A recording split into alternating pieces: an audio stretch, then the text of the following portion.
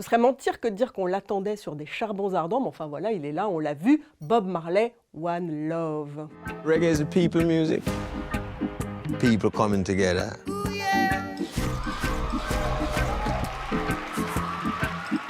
Qui est donc, comme son titre l'indique, un biopic du chanteur de reggae fameux mort en 1981. Pour le reste, c'est un film de Reynaldo Marcus Green. On le connaissait parce qu'il avait réalisé La méthode Williams sur les sœurs Williams, enfin surtout sur leur père. Comment dire que c'est pas le cinéaste le plus inspiré de l'univers? Bah voilà, c'est pas le cinéaste le plus inspiré de l'univers. Le biopic se concentre sur 2 années de la vie de Bob Marley, entre 76 et 78 en gros. 76 parce que on tente de l'assassiner à la Jamaïque. L'île est complètement dévorée par la violence, en état d'urgence. Voilà, il y a 2 clans politiques qui s'affrontent. C'est à peu près incompréhensible dans le film, franchement, c'est très très mal raconté. Et puis jusqu'au moment où, réfugié en Europe, il a l'idée du grand album, du génial album que sera Exodus. Donc c'est à la fois limité, mais comme, ne vous inquiétez pas, il y aura plein de flashbacks au ralenti, des trucs sur sa jeunesse, son enfance, comment il a rencontré Rita, comment ils ont enregistré leur premier disque, etc. In fine, on vous fourgue un peu tout quand même. Marie a raison, c'est un peu le problème. Je me suis dit, moi, au début, c'est pas mal quand même de se concentrer sur ces 2 ans. Mais pas de chance. Effectivement, il y a quand même ces fameux flashbacks très lourdeaux. Et en même temps, l'idée de vouloir, malgré tout raconter de la vie de Bob Marley, si on connaît déjà pas un petit peu la vie de Bob Marley, on comprend pas grand-chose. Et en particulier, tout ce qui se passe en Jamaïque. Alors, on ne sait plus si c'est une querelle politique. Oui, c'est ça. Apparemment, c'est aussi une histoire de guerre des gangs. Oui, d'accord. Qui est avec qui? Pourquoi? Bon. You can't separate the music and the message. And what is the message? Peace. Life is worth much more than gold.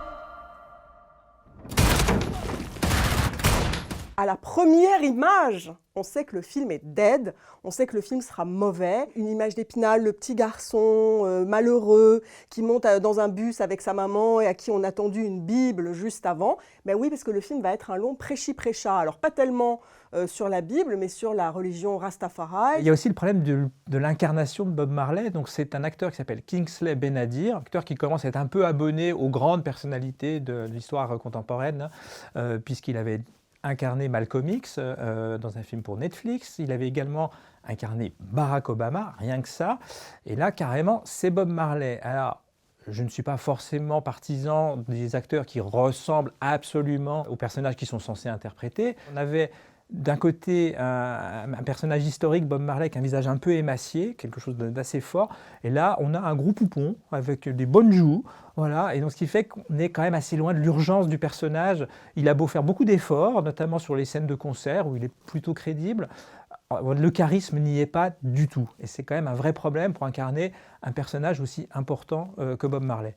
C'est vraiment le truc de l'héritage, quoi. Voilà ce qu'il nous laisse. Qu'est-ce qu'il nous laisse? Des chansons, évidemment. Alors ça, c'est la bonne surprise, c'est le bon côté du film. C'est-à-dire que c'est les titres originaux avec la vraie voix de Bob Marley, à une exception près. Et alors là, on s'en fiche pas, c'est pas la question. On les connaît toutes, on chante dans la salle, presque on danse un peu sur son siège. Effectivement, c'est malgré tout le meilleur du film, et encore heureux de pouvoir écouter les chansons de Bob Marley. Mais là encore, immense frustration, aucune chanson de Bob Marley n'est écoutée, n'est montrée dans son intégralité. Ce qui est un vrai problème, parce qu'elles ne sont pas si longues que ça, les chansons de Bob Marley.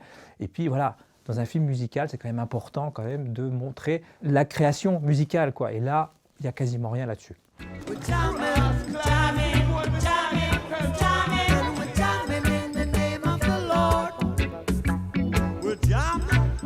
On ressent rien parce que tout n'est que vignette, en fait, tout n'est que survol pour arriver à caser les étapes clés comme ça qu'il faut barrer dans son carnet. On saupoudre un petit peu des éléments de la biographie un peu partout, on essaie de tout raconter un personnage, une vie entière, même si elle n'a pas été très longue, mais quand même très bien remplie, en à peine 2 heures de film, et c'est impossible d'y arriver avec un metteur en scène aussi peu inspiré que ça, quoi. Bob Marley, One Love, Zero Love, hélas. Bob Marley, One Love, c'est vraiment pas le kiff, hélas.